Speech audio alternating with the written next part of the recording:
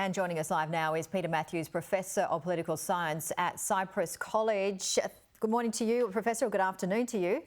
Good morning, good afternoon.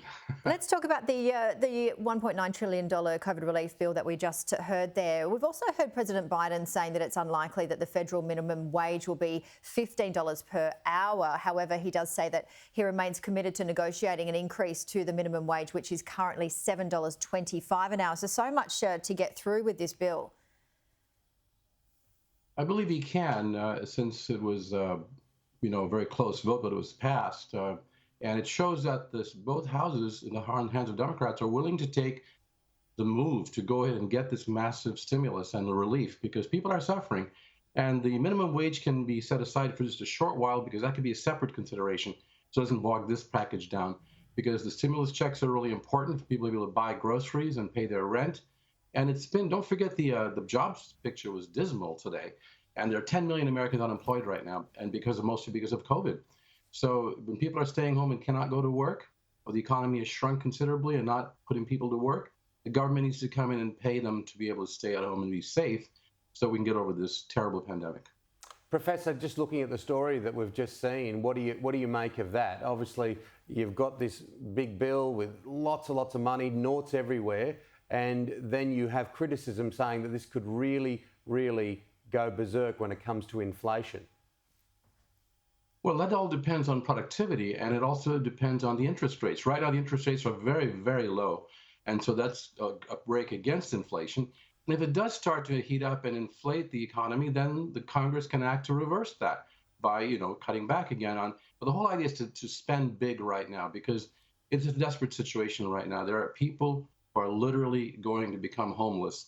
They can't pay their rent, and this is a drag on the economy further, because then people aren't going to go out and spend the little money that they have to stimulate the economy, at the same time that those who are out there working are absolutely not needed to work.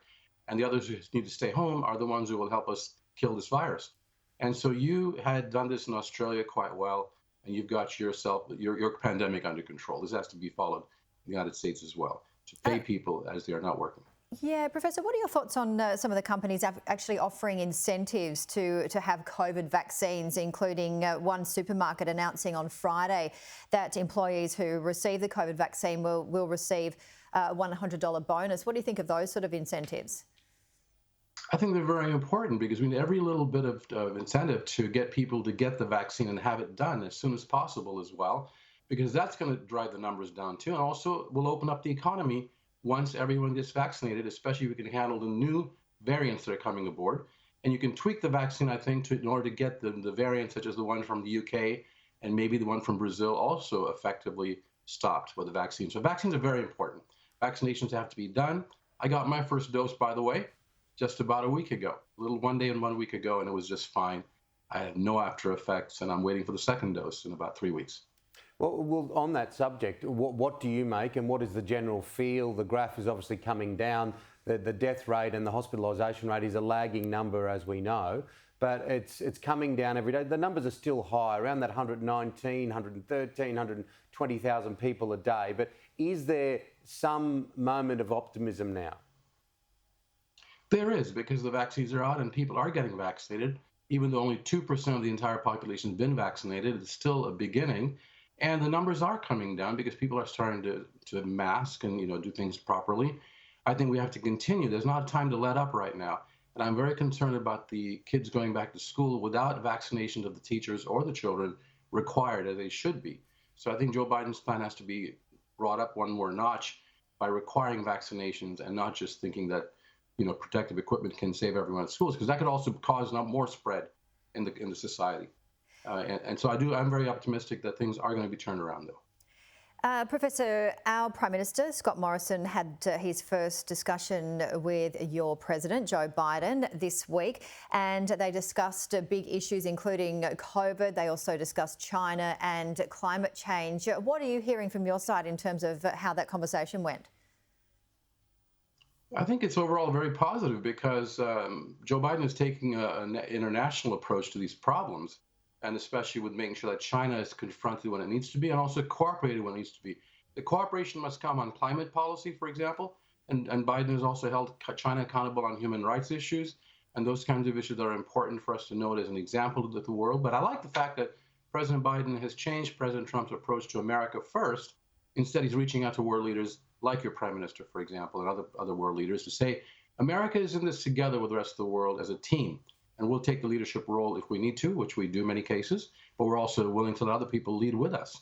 That's a much better approach to solving the world's problems in this day and age, especially with globalization and with this pandemic running rampant. So I think it was a very positive thing. Most people do like what Biden is doing with world leaders, including your prime minister. It's great to talk to you every week, and we've been doing this for quite some time.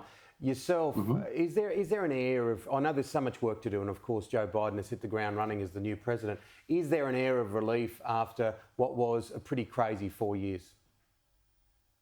You won't believe how tremendous the air of relief is, to tell you the truth, Timmy.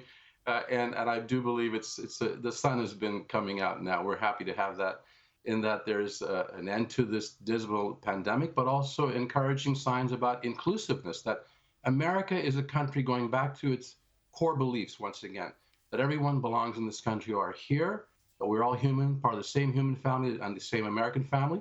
We should care about each other and empower each other. And while individual hard work should be rewarded, so should a concern about each other. And I think Biden is putting that and epitomizing that quite well. And I think the progressive sides are going to be pushing him a little further to go further on things, but he's doing quite well. And there is a lot of mourning in America type of feeling to some extent, given the fact that we're in the pandemic. It's still here to a certain extent. Well, can we just quickly end on a high note? I know we have to wrap it up, and I know Timmy's very interested in this. The Super Bowl, are you into it? What are your thoughts? Are you going to be watching it? Well, it's going to be quite interesting because that's the super game of the whole season of sports in America, and the largest audience and fantastic commercials, according to many Americans. But here's the thing. They've got to be very careful about people having these parties and going out to friends' houses and socializing and not wearing masks and all that. It has to be done outside, and frankly, they should stay at home and watch the game as much as possible, as we're going to be doing. Yeah, it's a delicate balance, isn't it? I mean, there is cause for celebration and anticipation to the new year. You've got Mahomes versus Brady, but they don't want it to be a super spreader. Absolutely. Thank you, Peter Mathews, Professor of Political Science at Cypress College. We'll chat with you next week. You bet. Thanks much. Coming up on Weekend Edition,